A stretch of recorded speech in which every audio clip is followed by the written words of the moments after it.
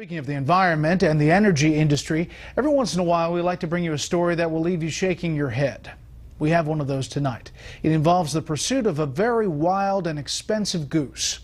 Here's Chief National Correspondent Jim Angle.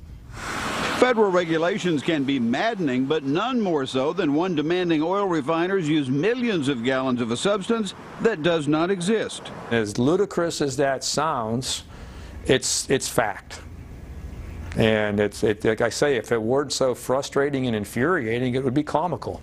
Well, the cellulosic biofuel program is the embodiment of government gone wild. Refiners are at their wits' end because the government set out requirements to blend cellulosic ethanol back in 2005, assuming someone would make it. 7 years later, no one has. None, not one drop of cellulosic ethanol has been produced commercially.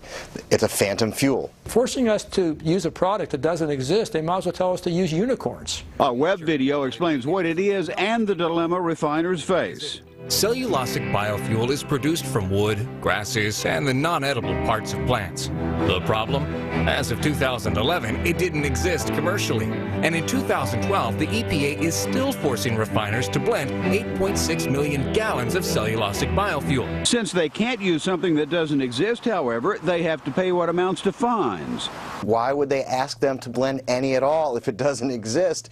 Because they know that they can squeeze some extra dollars out of them. EPA does have the discretion to lower the annual requirement, and one supporter explains that's what the agency is saying. We are going to reduce your blending obligation by 98%.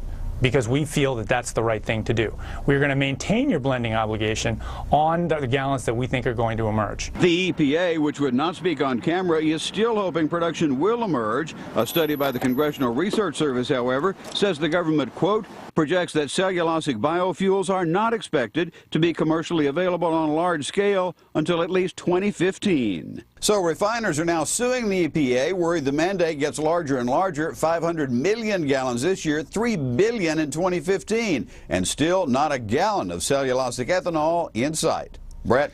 Jim, thank you.